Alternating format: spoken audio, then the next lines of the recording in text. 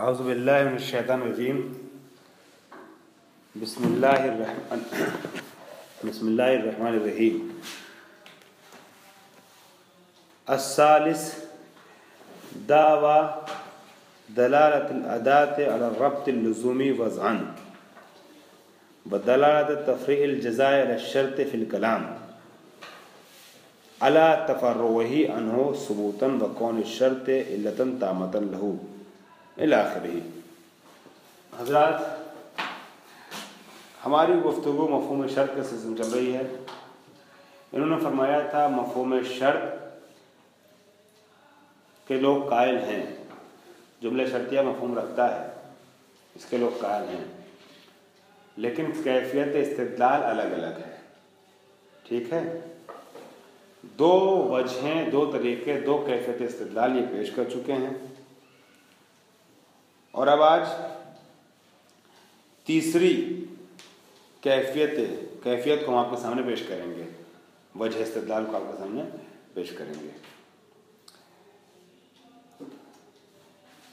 یہ تین مقدموں سے مل کر کے بنی ہے، یہ وجہ، یہ صورت، یہ کیفیت استدلال تین مقدموں سے مل کر بنی ہے۔ انشاءاللہ ان تینوں مقدموں کو جیسا میں نے آپ لوگوں کو لکھوایا ہے اردو میں، اس کے سہارے سے پیش کیا جائے گا، پیش کریں گے ہم۔ لیکن کچھ چیزیں ایسی ہیں جس کی ابھی متن کی تطبیق میں ہم کو ضرورت پڑے گی، بعض مثال وغیرہ اس کو جو میں نے بورڈ پہ لکھوایا ہے اس کی طرف ہلکا سا اشارہ کر لیتے ہیں۔ پورے طور سے مثالیں تو اس وقت سمجھ میں آئیں گی، باتیں اس وقت سمجھ میں آئیں گی جب متن میں وارد ہوں گے، جہاں مورد اس کا ہوگا، لیکن بعض چیزوں کا اشارہ متن میں وارد ہونے سے پہلے ضروری ہے۔ اس سلسلے میں سب سے پہلے ہم آپ سے یہ عرض کر دیں کہ تیسرا دعویٰ جو ہے وہ کیا ہے؟ دعویٰ دلالت الادات علی الربط اللزومی وزن، کہ یہ دعویٰ کہ ادات شرط ربط لزومی کو سمجھاتا ہے، ربط لزومی کو سمجھاتا ہے نا؟ بحث تو یہی ہے نا کہ مفہوم کیسے سمجھ میں آ رہا ہے؟ اذا فات الشرط فات المشروط، ہے نا؟ شرط ہے تو شرط کی وجہ سے یہ چیز ہے، زید آیا اس لیے احترام ہے، زید نہ آیا تو احترام نہیں ہے۔ تو ان دونوں میں شرط و جزا میں ایک ارتباط پایا جاتا ہے۔ یہ رابطہ کون سا ہے؟ لزومی ہے۔ ٹھیک ہے، اب ایک بات یہ ہے کہ جو لزوم، ایک تو رابطہ لزومی ہے، دوسرے علی انحصاری کے طور پر ہے، یعنی یہی چیز جو ہے، یہی شرط، یہ جزا کے وجود میں آنے کا سبب ہے نا؟ جزا کہاں سے سرچشمہ پائی ہے؟ صرف اور صرف شرط سے۔ شرط علت ہے، علت تامہ ہے، اور علت تامہ منحصرہ ہے۔ خلاصہ دعویٰ سوم جو ہے اس کے طور میں لکھا ہے کہ یفہم لزوم علی انحصاری، لزومی نہیں، رابطہ لزومی بین شرط و جزا، یہ لزوم علی انحصاری سمجھ میں آتا ہے وضع کے ذریعے سے، تفرع کے ذریعے سے، اطلاق احوالی کے ذریعے سے۔ تین چیزوں کی ضرورت پڑتی ہے۔ انہی تین چیزوں کو میں نے الف بے جیم کر کے تین مقدمے آپ کے سامنے پیش کیے ہیں، لکھوایا آپ کو۔ اس کا خلاصہ یہ ہے، وضع کے ذریعے سے، تفرع کے ذریعے سے، ایک دوسرے پر متفرع ہے، ادات شرط وضع ہوا ہے لزوم کو سمجھانے کے لیے، اس کے بعد یہ کہ جزا متفرع پر شرط ہے، اور اطلاق کا احوالی گواہی دیتا ہے کہ یہاں مراد صرف اور صرف یہی شرط ہے۔ ایک چیز یہ ہو گئی۔ دوسری چیز ذہن میں رکھیے گا، ایک لفظ شہید صدر نے استعمال کیا ہے، شہید صدر نے بھی کہیں کہیں پر جو ہے وہ اللمعۃ الدمشقیہ یا الفیہ ابن مالک کی روش کو اپنا لیا ہے۔ شرح علماء بات نہیں کر رہا ہوں، شرح الفیہ سدی بات نہیں کر رہا ہوں، الفیہ ابن مالک یا اللمعۃ الدمشقیہ، ٹھیک ہے، یا باب ہادی اشر وغیرہ جو ہے اس طریقے کی روش انہوں نے اپنایا ہے۔ چھوٹا سا لفظ بولا ہے، और इतना ढेर सारा माना बढ़ा दिया है। उन्हीं जगहों में से एक जगह ये है जहां उन्होंने एक लफ्ज बोल दिया था बिलफेले दायमन, अभी मतन में आएगा बिलफेले दायमन। ये बिलफेले दायमन आज के मतन की छठी लाइन है, चौथी पांचवी लाइन है बिलफेले दायमन।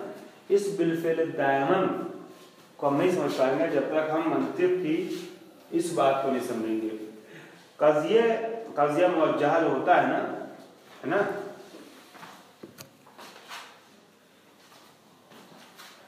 कज़िया मुवज्जह, कज़िये की पूरी तफसील कज़ाया की बहस में आई है, आप लोगों को याद होगा। एक है कज़िया मुवज्जह।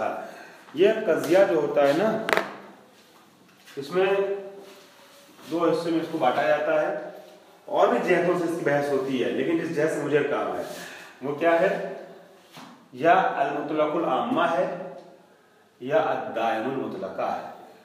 मुतलकुल आम्मा क्या है, जैसा कि लफ्ज से थोड़ा सा इस्तिश्माम हो रहा है, उमूमियत को समझाता है। वो क्या है, जो दलालत करता है बिलफेल और फिर खारिज ताक़ुब व वजूब निस्बत पर। ठीक है, जो दलालत करता है बिलफेल और फिर खारिज ताक़ुब के वजूदे ताक़ुब के वक़ूए निस्बत पर। ठीक है, वाक़े हुई है निस्बत दो चीजों के दरमियान निस्बत वाक़े हुई है खारिज में, यानी एहतराम और ज़ैद के आने, इकराम और मजी, इसमें खारिज में एक निस्बत है, मुहक्कक हुई है। ठीक है, एक चीज ये हो गई कि इन दोनों में एक निस्बत पाई जाती है, आने में और काहे मौलाना इकराम में एक निस्बत पाई जाती है। तो ये तहक़्क़ुक़ के निस्बत को जो कज़िया समझाता है उसे क्या कहते हैं, अल-मुतलकुल आम्मा। लेकिन तहक़्क़ुक़ के साथ साथ एक चीज और समझना है, वो क्या है, अद-दाइमुल मुतलका, यानी इस निस्बत का हमेशा पाया जाना। और जिन दो चीजों के दरमियान निस्बत पाई गई है उसमें अदम इन्फिकार, जो दलालत करता है दवाम सुबूत और इत्तिसाफ बैन महमूल वल मौजूब पर, और इस बात पर कि इनमें जो है वो क्या है, इनमें इन्फिका को जुदाई मुमकिन नहीं है, इन्फिका को जुदाई मुमकिन नहीं है। ठीक है, फर्ज कीजिए कि ये कज़िया दायमुल मुतलका वाला है, तो फिर एहतराम में ज़ैद और आने में मजी में क्या है, जुदाई मुमकिन नहीं है। मजी होगा तो एहतराम होगा। ठीक है, बात हो रही बात, ये एक चीज हो गई। ये दो मिसालें अपने जहन में रखिएगा, मिसाल तो जब मौरिद आएगा तब समझ में आएगी। ऐसा एक चीज है नमाज आयात है, नमाज आयात क्यों पढ़ते हैं मौलाना, जब कोई इल्लत मुहक्कक हो जाती है नमाज आयात की पढ़ने की। इल्लत मुख्तलिफ है, एक इल्लत है चांद गहन, एक इल्लत है सूरज गहन। सूरज गहन में आपने तो ये है नमाज आयात जो है ना, नमाज आयात ये है मालूल और गहन, चाहे चांद गहन हो चाहे सूरज गहन चाहे ज़िल्ला कुछ भी हो, ये क्या है मौलाना, ये है इल्लत।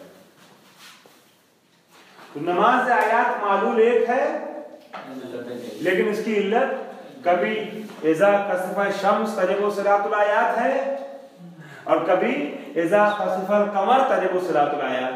सलातुल आयात जो जज़ा है वैसे ही है, तजिबु सलातुल आयात, लेकिन शर्त अलग हो गई, ये अलग है। ये दोनों आपस में मुतज़ाद भी हैं, एक लफ्ज़ मुतज़ादन अंदर आया है किताब में, उसको भी ध्यान रखिएगा। ये दोनों आपस में क्या है, कैसे मुतज़ादन वाला बताइए। हाँ, आप लोग पढ़े लिखे लोग हैं, इम्कान नहीं है कि सूरज और चांद एक साथ लग जाए, क्योंकि एक दिन की बात है, दोनों मुतज़ाद भी हैं। ये एक मिसाल ध्यान रखिएगा। फिर आइए اذا رأت الصبیۃ قبل التسعۃ لیس بحیض، جب لڑکی 9 سال سے پہلے اگر خون دیکھے تو وہ حیض نہیں ہے. وَإِذَا يَئِسَتِ الْمَرْأَةُ، ہے نا؟ ہاں 9 ہے، میں نے غلط سیکھ دیا، 9 عین بنا دیا. 9 لیس بحیض. وَإِذَا يَئِسَتِ الْمَرْأَةُ فَالدَّمُ الَّذِي تَرَاهُ لَيْسَ بحیض. اور جب عورت یائسہ ہو جائے، 60 سال کی ہاشمی عورت اور غیر ہاشمی غیر سادات عورت 50 سال کی ہو جائے تو پھر کیا ہے؟ فَالدَّمُ الَّذِي تَرَاهُ، بس جس خون کو دیکھ رہی وہ حیض نہیں ہے. ٹھیک، خون کے نہ خون جو دیکھ رہی اس کے حیض کے نہ ہونے ہی کو دونوں چیز سمجھا رہی ہے نا. لیکن یہ والی شرط اور یہ والی شرط، یہ دونوں ایک دوسرے کے عدم پہ منحصر ہیں، عدم پہ منحصر ہیں. قبل البلوغ یا قبل التسع ہونا جب ہے نا تو یہ ایسا نہیں ہے، خود بخود وہ چیز مفقود ہے، اس لیے کہ یہ ایسا 50 سال کے بعد ہے. یا ایسا ہے تو قبل البلوغ نہیں ہے نا. واضح بات.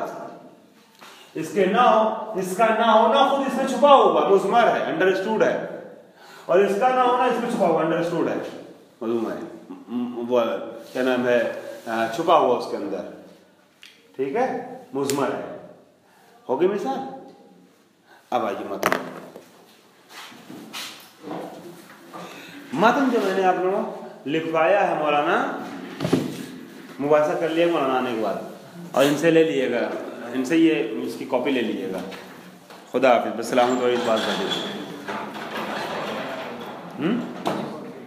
اچھا تو میں کیا عرض کرنا چاہ رہا تھا، میں نے جو لکھایا ہے 3 مقدمے، میں اس کو پڑھ لیتا ہوں اردو میں، پھر متن پڑھتا ہوں.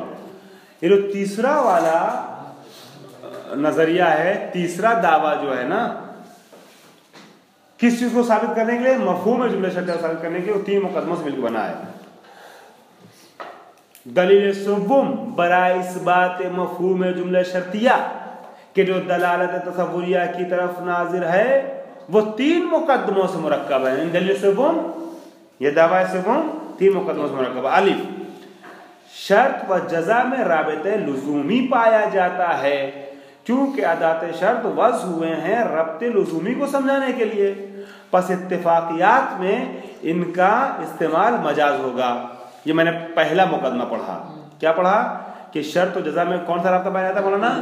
رابطہ لزومی پایا جاتا ہے. کیوں رابطہ لزومی پایا جاتا ہے؟ کیونکہ وضعاً یہ بات ثابت ہے کہ ادات شرطیہ کاہے کو سمجھانے کے لیے ہے؟ لزوم کو، ربط لزومی کو سمجھانے کے لیے وضع کیا گیا ہے. ٹھیک ہے، تو جب اگر ایک کلمہ کسی ایک معنی کے لیے وضع ہوا ہے تو اگر دوسرے معنی میں استعمال ہوگا تو کیا ہو جائے گا؟ اب اگر یہ اتفاقیات میں استعمال ہو جائے جملہ شرطیہ تو اتفاقیات میں اس کا استعمال کیا ہو جائے گا؟ لزوم ہی میں استعمال ہوگا تو بجا وہ موضوع اللہ میں استعمال ہے. ٹھیک ہے، یہ ہو گئی بات. ایک چیز ذہن میں آ گئی. دوسری چیز، مقدمہ نمبر 2 بے، اس بات کا اس بات، میں پورا پڑھ رہا ہوں پہلے، اس بات کا اس بات کہ شرط جزا کے لیے علت تامہ ہے کیونکہ عالم ثبوت و اس بات یا دوسرے لفظوں میں عالم واقع اور عالم کلام میں تطابق پایا جاتا ہے. اس طرح کہ جملہ شرطیہ میں جو فا بریکٹ میں مذکورہ یا مقدرہ پایا جاتا ہے وہ تفریع جزا بر شرط کو سمجھاتا ہے، اور یہ فا لغتاً اور وضعاً تفریع کا فائدہ دیتا ہے. ٹھیک ہے، اور اس مرحلے کلام یا اس بات سے یہ بھی سمجھ میں آتا ہے کہ مرحلہ ثبوت اور نفس متکلم میں بھی تفرع مراد لیا گیا ہے بریکٹ میں اصالت تطابق کی بنیاد پر، اور شرط و جزا کے درمیان تفرع واقعی کا مطلب یہ ہے کہ شرط کا جزا کے لیے علت منحصرہ ہونا اور شرط و جزا کے درمیان تفرع واقعی کا مطلب ہے شرط کا جزا کے لیے علت منحصرہ ہونا، کیونکہ اگر علت منحصرہ نہ ہو تو پھر تفرع واقعی اور حقیقی نہ ہوگا۔ دوسرے نمبر میں کیا سمجھا؟ مقدمہ نمبر 2 میں، مقدمہ نمبر 2 میں سمجھاتے ہیں یہ بات کہ اس بات کا اس بات یعنی اس بات کو واضح کرنا، ثابت کرنا کہ شرط جزا کے لیے علت تامہ ہے۔ پہلے بارے میں کیا بتایا مولانا؟ شرط جزا کے لیے پہلے مرحلے میں کیا بتایا؟ پہلے مرحلے کہ ادات شرط ربط لزومی کو سمجھانے کے بعد ہوا ہے، ٹھیک، ربط لزومی کو۔ اب دوسرے مرحلے میں بتاتے ہیں کہ شرط جزا کے لیے کیا ہے؟ علت تامہ ہے، کیونکہ عالم ثبوت و اثبات، عالم ثبوت اور اثبات آپ جانتے ہیں، مرحلہ وضع اور مرحلہ جعل جو ہوتا ہے وہ عالم ثبوت ہو جاتا ہے، اور مرحلہ اظہار و ابراز جو ہوتا ہے وہ کیا ہوتا ہے؟ مرحلہ اثبات ہوتا ہے، وہی مرحلہ کلام ہوتا ہے نا۔ مرحلہ ثبوت کو مرحلہ واقع بھی کہتے ہیں اور مرحلہ اثبات کو مرحلہ کلام بھی کہتے ہیں۔ تو چاہے آپ یہ کہیے کہ کیونکہ عالم ثبوت اور اثبات میں یہ کہیے کہ عالم واقع اور عالم کلام میں تطابق پایا جاتا ہے نا، تطابق پایا جاتا ہے۔ اس طرح کہ جملہ شرطیہ میں یہ آپ نے دیکھا نا، اذا کسف الشمس فتجب الصلاۃ، یہ فا کر دیے اس کو تاکہ ظاہر رہے، ہے نا، فا، ٹھیک ہے، فا فتجب الصلاۃ۔ تو جملہ شرطیہ میں جو جزا پر فے آتا ہے نا، فے آتا ہے کہاں گیا، پایا جاتا ہے۔ اب چاہے ذکر ہو یا جیسے میں نے ذکر نہیں کیا تھا ابھی، خالی تجویز لکھا تھا، مقدر ہو، یہ فے تفریع جزا پر شرط کو سمجھاتا ہے۔ اذا کسف، اذا رأیت زیدن یا اذا جاءک زیدن فاکرمہ، تفرع کو سمجھا رہا ہے، تفریع کو سمجھا رہا ہے، یعنی پہلے وہ آئے گا پھر آپ احترام کریں گے۔ تو جزا متفرع ہے کہے پر مولانا؟ فرع ہے کس کی؟ شرط کی۔ شرط اصل ہے، شرط آنا ہے اور یہ فرع ہے، یہ متفرع ہے، اس پر ڈیپینڈ منحصر ہے۔ تو فے جو ہے وہ تفریع جزا پر شرط کو سمجھاتا ہے، اور یہ فا لغتاً اور وضعاً تفریع کا فائدہ دیتا ہے۔ یہ فا وضعی ہوا ہے تفریع کو سمجھانے کے لیے، اذا جاءک فاکرمہ، یہ فا جو کہے کے لیے وضع ہوا ہے؟ تفریع کو سمجھانے کے لیے وضع ہوا ہے۔ اور اسی مرحلہ کلام یا اس بات سے یہ بھی سمجھ میں آتا ہے کہ مرحلہ ثبوت اور نفس متکلم میں بھی تفرع مراد لیا گیا ہے۔ جب ہم نے کہا نا اذا جاءک زید فاکرمہ، یہ جو ہم بول رہے ہیں کون سا مرحلہ ہے؟ مرحلہ کلام یا مرحلہ اثبات ہے؟ جی، مرحلہ کلام یا مرحلہ اثبات۔ اور بولنے سے پہلے ایک مرحلہ ہے، وہ ہمارا سوچنا ہے، وہ عالم واقع ہے، وہ مرحلہ ثبوت ہے۔ تو جب ہم بول رہے ہیں مولانا، بہت توجہ سے، میں نے پہلے بھی عرض کیا تھا، ذیشان صاحب پوری بیداری سے سننا ہے، بہت محنت کی، واقعی بہت محنت کی ہے، آپ لوگ چاہے قدر کریں چاہے نہ قدر کریں، مگر جس محنت سے پیش کر رہا ہوں اسی محنت سے آپ لوگوں کو سننا ہے۔ تو اب میں جو بول رہا ہوں تو یہ عالم کیا ہے؟ اثبات اور کلام ہے، لیکن اس کے پہلے ایک مرحلہ ہے جو کیا کہلاتا ہے؟ عالم ثبوت کہلاتا ہے اور عالم واقع کہلاتا ہے، ٹھیک ہے۔ اور عالم ثبوت اور عالم تطابق میں عالم ثبوت اور عالم اثبات میں تطابق جو ہے یہ اصل ہے نا۔ اصالت کس چیز کے ساتھ ہے؟ تطابق ہے عالم ثبوت اور عالم اثبات کے ساتھ ہے، یا عالم کلام اور عالم واقع کے ساتھ ہے، ٹھیک۔ اور شرط و جزا کے درمیان تفرع واقعی کا مطلب ہے، اگر شرط اور جزا کے درمیان واقعی تفرع ہے، واقعاً اگر جزا متفرع ہے شرط پر، تو شرط و جزا کے درمیان تفرع واقعی کا مطلب ہے شرط کا جزا کے لیے علت منحصرہ ہونا۔ شرط پر متفرع ہے، متوقف ہے کیا؟ جزا۔ تو اس تفرع کا مطلب کیا ہو گیا کہ شرط علت اگر آپ کہہ رہے ہیں کہ احترام متفرع ہے آنے ہی پر، تو یہ علت تامہ منحصرہ ہے، اور اگر کسی اور وجہ سے بھی ہو سکتا ہے احترام، تو یہ متفرع نہیں ہے نا، یہاں تفرع نہیں ہوا نا، یہاں پر تفرع کب ہوگا مولانا؟ کہ جب علت جو ہے وہ جو شرط ہے وہ علت تامہ اور منحصرہ ہو، तब तफर्रो होगा, वरना तफर्रो नहीं होगा। अभी इनकी बात सुनिए, खाली बहुत मंतिकी तौर पर ये बात हो रही है, लेकिन शहीद सदर आगे भी एक बात फिर पेश करेंगे, ठीक है।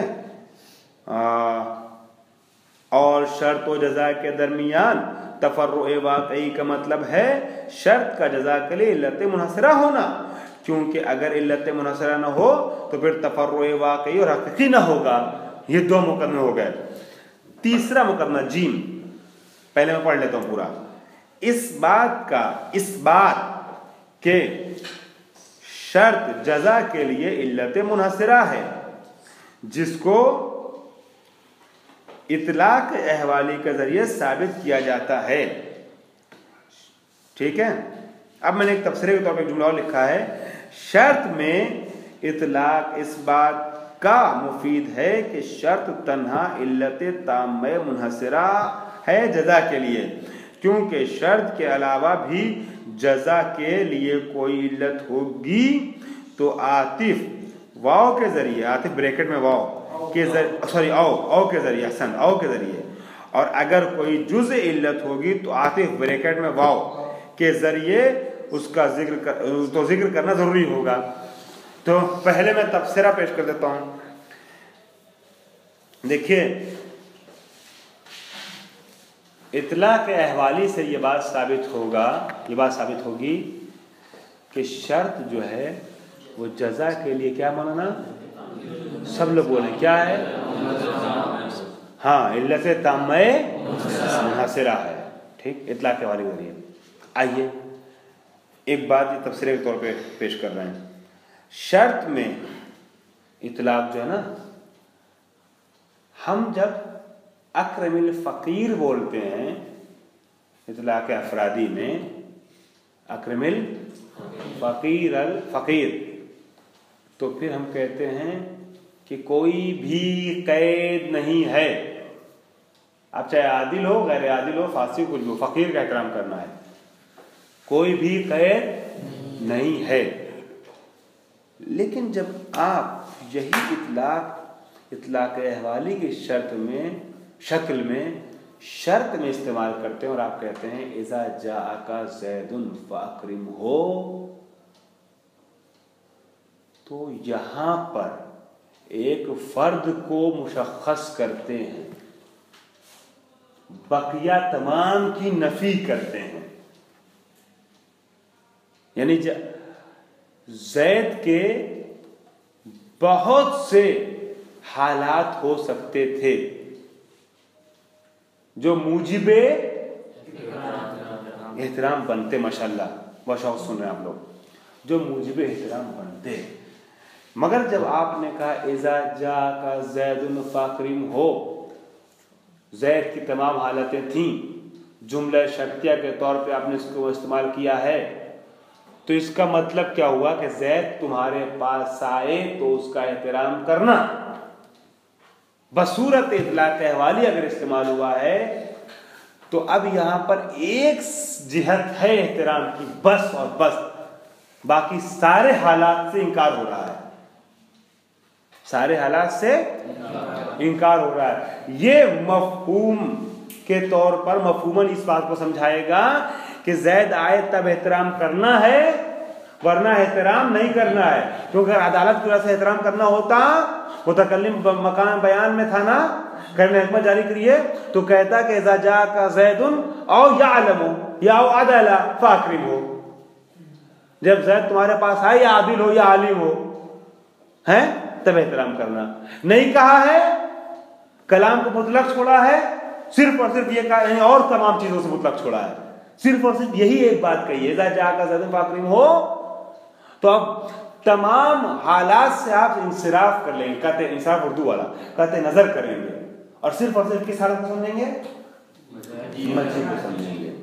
ये है यानी शर्त। इसलिए मैंने जुमला लिखाया है ताकि आपके ज़हन में उभरता हुआ जो सवाल हो वो दूर हो जाए। वहां ये मैंने लिखाया है कि शर्त में इतलाक इस बात का मुफीद है, शर्त में मान शर्त में इतलाक इस बात का मुफीद है कि तन्हा इल्लत ताम्मत मुनहसरा है शर्त जजा के लिए, क्योंकि शर्त के अलावा भी अगर कोई जजा हो, जजा के लिए कोई चीज इल्लत होगी तो یا عاطف کے ذریعے سے استعمال کرنا ہوگا اس کو، یا کائے کے ذریعے سے، عاطف او کے ذریعے سے، یا اگر جز علت کچھ ہے مثلا یہ کہا جائے کہ اذا خیف جدران الشہر والاذان تو کیا ہوگا؟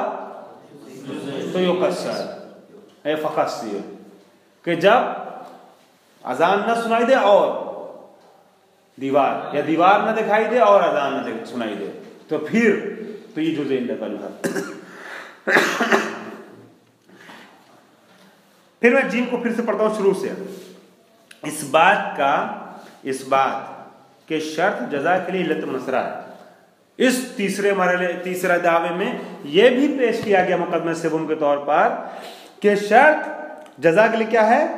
علت نہیں ہے صرف، بلکہ علت منصرہ ہے جس کو اطلاق احوالی کے ذریعے ثابت کیا جاتا ہے۔ ہو گیا یہ اردو میں۔ اب آئیے، اتنی توضیح میں نے خاری سے دے دی ہے کہ متن میں سمجھتا ہوں کہ دقیق متن ہے، دشوار ترین وادیوں سے ہمیں گزرنا ہے، مگر آپ جو ہے انشاءاللہ آسانی سے گزر جائیں گے۔ ذیشان صاحب، میں شکر گزار ہوں کہ میری بات پہ آپ نے لبیک کہا اور آپ متوجہ ہو گئے، لیکن مزید اطمینان کے لیے ایک بار جائیں چہرے پانی ڈال لیجیے، مزید لے اطمینان قلبی کے باب سے۔ آئیے چلیے میں شروع کر رہا ہوں۔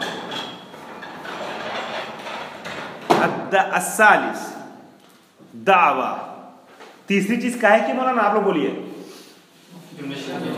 ہاں، جملہ شرطیہ مفہوم رکھتا ہے، اس کی کیفیت کو ثابت کرنے کے 3 طریقے تھے، تیسرا طریقہ پیش کر رہے ہیں، ٹھیک ہے؟ نہیں اور بھی آگے، ابھی فی الحال تیسرا ہے۔ تیسرا طریقہ وہ کیا ہے؟ یہ 3 دعووں پر مشتمل ہے۔ یہ دعویٰ پر اگر آپ چاہیں تو اپنے فہم کے لیے بعد میں دعویٰ دلالت الادات پر نمبر 1 ڈالیں گے آپ، مقدمہ نمبر 1 دعویٰ کے اوپر لکھیے گا، ثالث و دعویٰ مقدمہ نمبر 1، اور اس کے بعد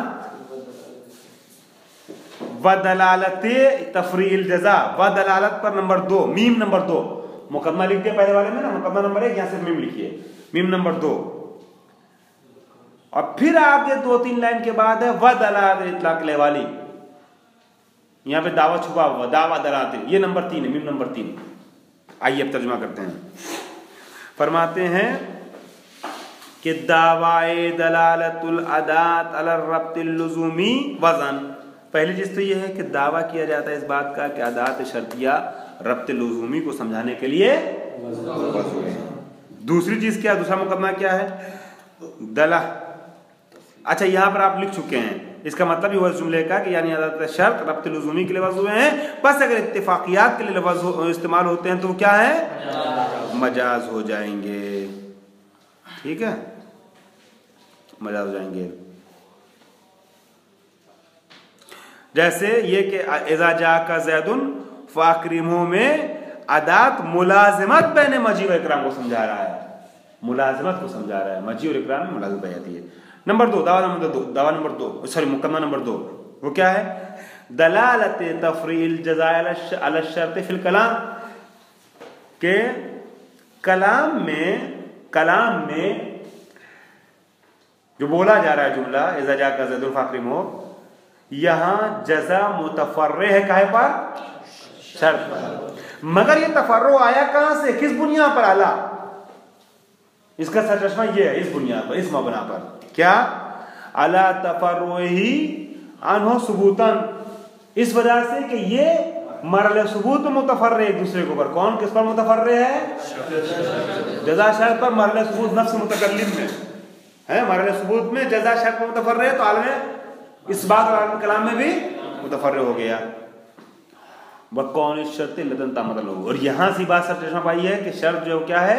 علت، یہ کون عطف ہے نا تفرع کے اوپر، ٹھیک ہے، یعنی مرحلہ کلام یا اس بات کا تفرع یہ کہاں سے سمجھ میں آ رہا ہے؟ اس بات سے سمجھ میں آ رہا ہے کہ پہلی بات تو یہ کہ مرحلہ ثبوت میں بھی تفرع جزا پر شرط ہے، اور یہ بھی ہے کہ کون الشرط عِلَّةً تَامَّةً لَهُ، صرف تفرع ہی نہیں ہے بلکہ इल्लियत ताम्मा भी है, शर्त इल्लत ताम्मा जज़ा के लिए। क्यों? अच्छा, ये ले इसाबत जो है ना, सॉरी ये ले इसालत जो है वो मुर्तबित है पूरे जुमले से। कह रहे हैं कि तफरीय जज़ा बरशत मरहले कलाम में, और ये इसके नतीजे में है कि आलम सबूत में भी और आलम वाक़े में भी मुतफर्र होती है जज़ा शर्त पर। ये क्यों है?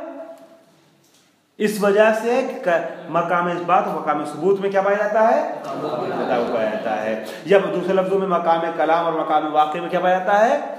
तताबुक पाया जाता है। ये आप जो इस्बात और कलाम देख रहे हैं, ये आगे सबूत और वाक़े देख रहे हैं, ये मुतरादिफैन है दोनों। ये दोनों क्या है? मुतरादिफ हैं। तो क्योंकि मकाम कलाम और मकाम वाक़े में तताबुक पाया जाता है, इसकी बुनियाद पर हम ये कह सकते हैं कि जब मकाम कलाम में बोला है और शर्त हालत तकल्लुम में जब शर्त पर मुतफर्रे जज़ा, तो उसका मतलब ये हुआ कि सरचश्मा पा रहा है तफर्रो कहाँ से? हाँ, मकाम सबूत के तफर्रो से सरचश्मा पा रहा है, मकाम इस्बात का तफर्रो। वदलालत, तीसरा मुकदमा वदलालत इतलाक़ अल-अहवाल फ़ी शर्ते, और शर्त में जो इतलाक़ अहवाली है ना, वो दलालत करता है इस बात के ऊपर। किस बात पर? कि अला अन्नहु इल्लतुन ताम्मतुन बिल फ़िल दाइमन, कि ये शर्त जो है वो जज़ा के लिए क्या है? इल्लत ताम्मा है, बिल फ़िल है और दाइमन है। इसका मतलब मैंने यहाँ लिखवाया था। बिल फ़िल और दाइमन से मुराद क्या है? बिल फ़िल कहा है और दाइमन कहा है। बिल फ़िल दाइमन इशारा है दो क़ज़्ये मुवज्जहा की तरफ, एक मुतलक़ुल आम्मा है और एक अद्दामुल मुतलक़ा है। यानी क्या? यानी शर्त और जज़ा के दरमियान निस्बत मुतहक्कक है खारिज में, और ये निस्बत कौन सी है? अहसान, दायमी निस्बत है। ठीक, चलिए। वहाज़ा यस्तल्ज़िमु अदमा वजूद इल्लतिन उख़रा लिल-जज़ा, और ये बात इस बात की मुस्तलज़िम है कि जब इनके दरमियान तफर्रो है और तफर्रो बसूरत दायमी मुतलक है, बिल फ़ेल है और दायमी है, तो इस बात को समझाती है, क्या समझाती है ये चीज? हाज़ा यस्तल्ज़िमु, ये इस बात की मुस्तलज़िम है कि कोई दूसरी इल्लत नहीं जज़ा के लिए, कोई दूसरी इल्लत नहीं है जज़ा के लिए। यही जज़ा, यही इल्लत अगर इल्लत है और इल्लत ताम्मा मुनहसिरा है, तो फिर कोई दूसरी इल्लत नहीं है। ठीक है। व इल्ला लकानत इल्लतो फी हाल इक़्तिरानिहा अल मजमुआ, वरना इल्लत जो है अगर इसके साथ मिलके होगी, है ना, या तो इल्लत साथ में होगी, है जुज़ू इल्लत बन जाएगी, आधा ये है इल्लत ये शर्त, आधा कुछ और भी है इल्लत, तो फिर दोनों मिल करके जज़ा बनेंगे, वो बनेंगे इल्लत वो बन पाएंगे, इल्लत बनेंगे। आधा ये तो इल्लत कहलाएगा नहीं, है ना, इल्लत मुस्तक़िला बन नहीं पाएगा। फिर कुछ जो चीज़ और भी है ना मुजीब जज़ा, वो मिलेगा इसके साथ, तब ये इल्लत बन पाएगा। मजमुआ लश शर्त में सूरत मुस्तक़िला, अब शर्त का इल्लत नहीं कहिएगा मुस्तकिल तौर पे, शर्त बेइज़ाफ़े मुसाहिब शर्त, ये दोनों मिल करके क्या बनेंगे? इल्लत बनेंगे जज़ा के लिए। ठीक है। अच्छा, अब इसको मिलाइएगा। अन्नहु इल्लतुन ताम्मतुन बिल फ़िल दाइमन, ये इल्लते ताम्मा है हमेशा और दूसरी इल्लत नहीं है। ये लिस्तिहालत जो लाम लाम तालिया है ना, ये वह इल्ला लकानत वाले को नहीं समझा रहा है, आदमा को समझा रहा है। आदम की इल्लत के लिए सबब है ये लाम लाम, वो है क्या नाम है, सबबिया है, वजह और इल्लत बता रहा है। क्यों कह रहे हैं कि दूसरी इल्लत नहीं होगी? ये सिर्फ और सिर्फ इल्लत मुनहसिरा है, इल्लत ताम्मा मुनहसिरा है, दूसरी इल्लत नहीं है, दूसरी कोई चीज और इसके साथ इल्लत नहीं है। क्यों दो इल्लतें नहीं है? एक मालूल पर यानी सजा के लिए दो इल्लतें नहीं हो सकती हैं। लिस्तिहालत इज्तिमा इल्लतैन मुस्तकिलतैन वला मालूल वाहिद, इसलिए क्या फलसफे का ये कायदा है मंतिक़ीन और फलसफा इस उसूल को मानते हैं कि एक मालूल के ऊपर दो इल्लतें, इल्लत मुस्तकिल्ला असर गुजार नहीं, इसीलिए उन्होंने मुस्तकिल्ला की शर्त लगाई के ऊपर। है ना, कि शर्त इल्लत मुस्तक़िला पर नहीं बन पाएगा। दो इल्लतें जुज़ुल इल्लत बन के एक दूसरे के मुआविन बन कर सकती हैं, कई इल्लतें हों, लेकिन इल्लत मुस्तक़िला दो नहीं हो सकती जो एक मालूल पे असर करे। फ़युस्बिहु शर्तो जुज़आ है, ये जुज़आ, फ़युस्बिहु शर्तो जुज़अल इल्लत, बस शर्त क्या है हो जाएगा या ऐसे मौके पे जुज़े इल्लत हो जाएगा, अगर कुछ और भी रहेगा साथ में तो। वह हुआ खिलाफुल इतलाक़िल अहवालिल मज़कूर, और ये वो इतलाक़ के हवाले जिसका हमने इशारा किया, जिक्र किया, उसके पर खिलाफ है। इतलाक़ के हवाले से ये बात समझ में आती है जो मैंने अभी पेश किया थोड़ी देर पहले भी, इतलाक़ के हवाले किसी को समझाता है कि हाँ शर्त जो है वो इल्लत ताम्मा मुनहसिरा है जज़ा के लिए, ठीक है। फरमाते हैं वयब्तुलु हाज़ल वज्ह बिल मुलाहिज़ात अत्तालिया, हुजूर आपकी ये दलील जो है वज्ह मौलाना साजिद साहब, रिज़वी साहब, ये बातिल हो जाती है आने वाले मुलाहिज़ात और एतराज़ात के ज़रिए से। अल अव्वल या अव्वलन, पहला एतराज़ पढ़ लिए, बहुत दकीक है, इतनी अगर वज़ाहत में खारिज से नहीं करता तो इसके लिए 1 घंटा मुझे चाहिए होता, लेकिन अभी 10 मिनट में उम्मीद हो जाएगा, ठीक है। पहला जवाब अन्नहु ला, ये तीनों मुकद्दमात जो ना इनका जवाब दे रही हैं, अव्वलन सालिसन और अव्वलन सानियन और सालिसन कह करके।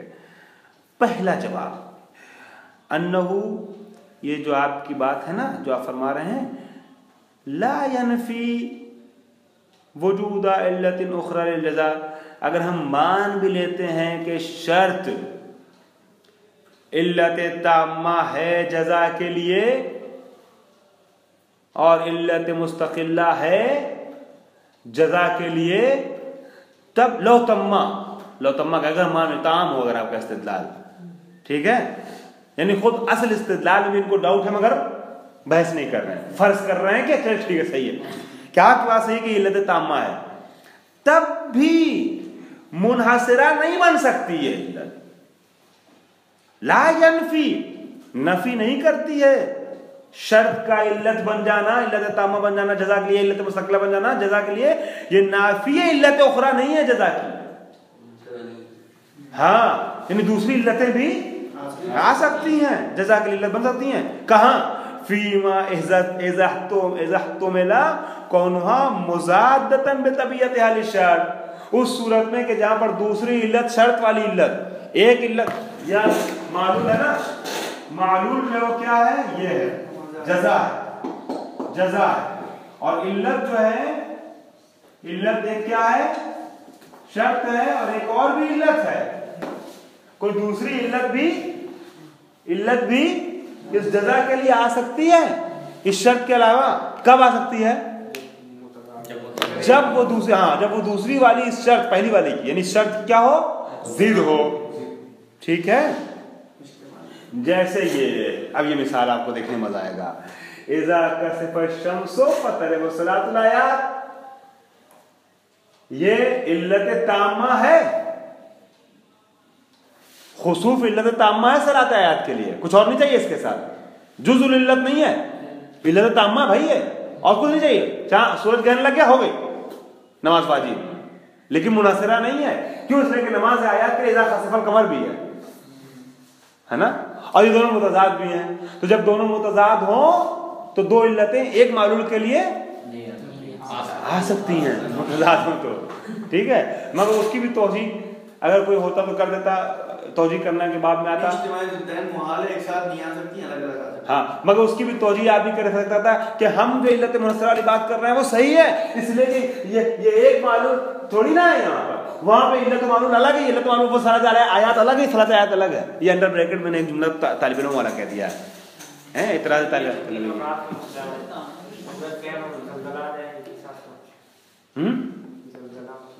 हाँ, तो दो नमाज वाजिब होगी ना, अलग अलग दोनों की नमाज वाजिब होगी। तो असल जो चीज़ ये कहना चाह रहे हैं कि सलात आयात जो वाजिब है ना, चाहे अलग अलग आए या एक साथ आए, ठीक है।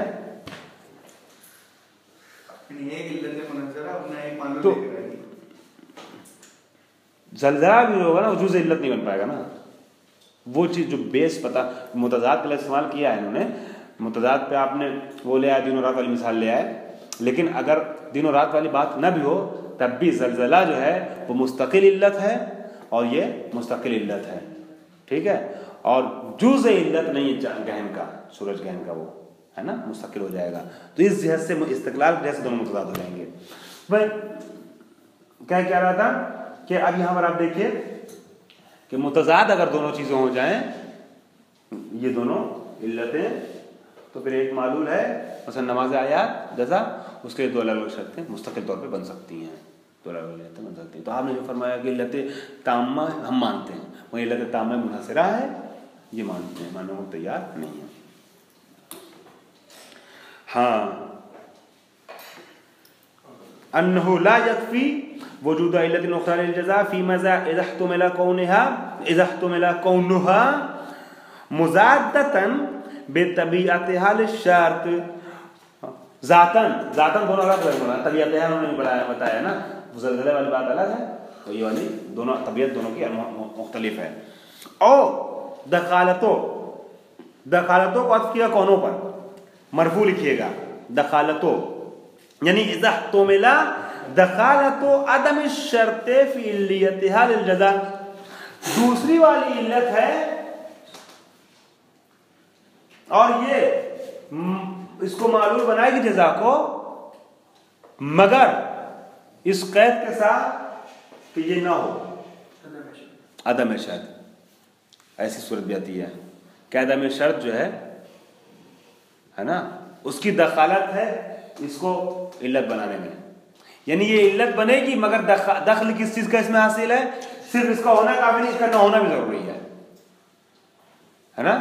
اور یہ نہ ہونا اس کے ہونے میں خود بخود شبہ ہوتا ہے، جیسے یہ اذا یئست المرأۃ فالدم الذی تراہ لیس بحیض، حیض کا نہ ہونا ہی معلول ہے، یہ متفرع ہے نا.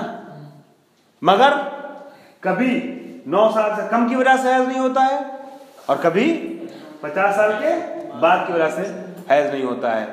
تو یہ چیز انڈر اسٹوڈ چھپی ہوئی ہے کہ یہ والی شرط نہ ہونے پر یہ والی شرط ہے نا، وہ شرط مفقود ہے تو یہ شرط ہے. دو علتوں سے نہیں آتا، بیماری والی ہٹا دیجئے، ہاں دونوں ہی طرف عدم ہے، یا چاہے اس کو کہی چاہے اس کو کہی. اگر آپ اس کو شرط بتا رہے ہیں پہلے تو جب یہ والی شرط نہیں ہوگی تب یہ علت بن جائے گی، اس کو شرط اگر بنا رہے ہیں تو وہ شرط نہیں ہوئی تو یہ علت بن جائے گی. ٹھیک ہے، غور بھی کیجئے گا آپ لوگ جا کر کے رات میں مطالعہ جب خود کیجئے گا مؤثر کے علاوہ. اور دخالتوں یعنی جزا کی علت دوسری چیز اس وقت ہوگی کہ جب یہ والی شرط نہ ہو. ٹھیک ہے، جیسے یہ مثال میں نے آپ کے سامنے پیش کی ازارات السبیہ والی. اور دخالت عدم الشرط فی علیتها للجزاء، کہ عدم شرط جو ہے وہ علیت میں دخالت رکھتی ہے جزا کی علیت میں، یعنی یہ شرط تھی، اس کا نہ ہونا اس کے علت بننے میں دخالت رکھتا ہے، اس کا نہ ہونا دخالت رکھتا ہے. فَإِنَّ احتمال علت اخرى من هذا القبیل لا ينافي اطلاق الاحوال للشرط. بس اگر علت دوسری والی اس طریقے کی ہو کہ جو متضاد ہو یا عدم شرط یا عدم علت اولی کو سمجھاتی ہو ہے نا، اور علت بنتی ہے وہ بھی، جیسے یہ خسوف اور کسوف وغیرہ، ٹھیک ہے، یا یہ والی بات حیض والی، تو ایسی صورت میں کیا فرما رہے ہیں، یہ چیز منافات نہیں رکھتی اطلاق احوالی شرط کے لیے، منافات نہیں رکھتی. اذ لیس من احوال الشرط حینئذ حالت اجتماعی ما تلک العلت، اس لیے کہ ادھر متوجہ رہیے گا ایک لمحہ، اس لیے کہ اذ لیس من احوال الشرط، اطلاق احوالی کہاں کہتے ہیں مولانا، اطلاق احوالی کا کہاں کہتے ہیں، کیا ہوتا ہے اطلاق احوالی، مطلب کیا، میں سمجھا چکا ہوں اس سے پہلے، فرد ایک ہو لیکن اس کی حالت مختلف. ہاں، اطلاق افرادی مقابلے میں اکرم الفقیر مختلف افراد ہیں اس کے مصداق. ٹھیک ہے، مطلق اگر کہیں گے تو سب مراد ہوں گے، اطلاق افرادی ہوگا، چاہے عالم فقیر ہو، جاہل فقیر ہو، عادل ہو، کوئی ہو. اطلاق احوالی میں کیا ہے؟ فرد ایک ہے بقول سلمان صاحب کے، اس کی حالتیں الگ الگ، زید ہے، عالم ہے، جاہل ہے، فاسق ہے، کیا ہے کیا ہے کیا ہے، سخی ہے، کریم ہے، جو بھی ہے، حالتیں الگ الگ ہیں. تو ایک فرد کی مختلف حالت. یہاں شرط کی بات ہو رہی ہے نا، شرط کی بات ہو رہی ہے. یہ جو پہلی والی علت ہے یہ شرط ہے، یہ دوسری والی علت الگ ہے. تو اطلاق احوالی جو شرط کا ہوتا ہے اس پر تاثیر اس وقت ہوگی، وہ متاثر اس وقت ہوگا اطلاق کہ جب اس کے احوال متاثر ہوں. احوال میں سے کیا ہے؟ شرط کے احوال میں سے کیا ہے؟ یہ شرط کسی اور بھی چیز کے ساتھ مل کے شرط بنے. ایک یہ شرط جو ہے اس کے پہلے کوئی اور شرط گزری ہو، یہ شرط اس کے بعد کوئی شرط آ کے اس سے ملحق ہو رہی ہو، ایک اس طرح کی چیزیں، یہ حالتیں ہیں، ہے نا. یہ مختلف حالات شرط کے بنیں گے. مگر جو ہم چیز لا رہے ہیں یہاں پہ یہ علت، اس سے کوئی ربط ہی نہیں ہے. اس شرط کے اپنے حالات اپنی جگہ باقی ہیں. تو اطلاق احوالی کے طور پہ اذا جاء زید فاکرم ہو جیسی موارد میں وہ علیت انحصاری کو تو ثابت کر دے گا. لیکن اگر ایسی جگہ پر جہاں متضاد ہے علیت انحصاری نہ ثابت ہو تو اطلاق احوالی پہ کوئی فرق نہیں پڑنے والا ہے. یہ الگ مستقل علت ہے جس نے اس چیز کو ثابت کیا ہے، اس معلوم کو پیش کیا ہے. تو اطلاق احوالی جو اپنا کام کر رہا ہے، جہاں پہ اس کا دائرہ ہے وہی تو کرے گا، دائرے سے باہر نکل نہیں کرے گا اطلاق اپنا کام.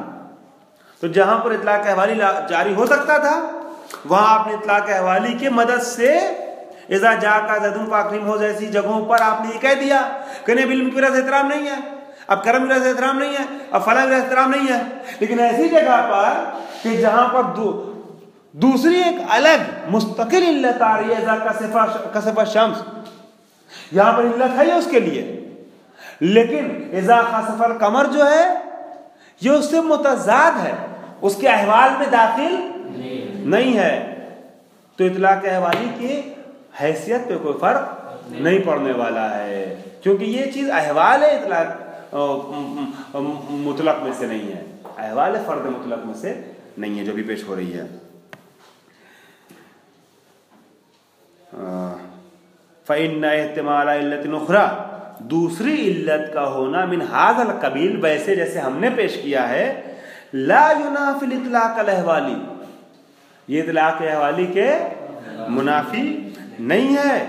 کیوں؟ شرط کے لیے جو اطلاق احوالی ہوتا ہے اس کے منافی نہیں ہے. کیوں؟ اذ لیس من احوال الشرط حینئذ حالت اجتماعہ ما تلک العلت، اس لیے کہ احوال شرط میں سے یہ چیز ہے ہی نہیں کہ یہ شرط جمع ہو دوسری علت کے ساتھ، ہے نا. حال یہ اطلاق احوالی کا حصہ نہیں ہے یہ، ٹھیک ہے، شرط کے احوال میں سے نہیں، وہ الگ شرط ہے بالکل. اس شرط سے مطلب ہی نہیں ہے کہ اس شرط کے احوال کو آپ مد نظر رکھیں، وہ مستقل طور پہ آ رہی ہے، متضاد طور پہ آ رہی ہے، اس کے حالات الگ ہیں، اس کے حالات الگ ہیں، ٹھیک ہے. تو اس میں کوئی مذائقہ نہیں پایا جاتا ہے، ٹھیک ہے. چلیں اب انشاءاللہ اس کا دوسرا جواب جو ہے ان کون الشرط علۃ للجزاء، اس کو انشاءاللہ اگلے جلسے میں پیش کریں گے. الحمدللہ رب العالمین.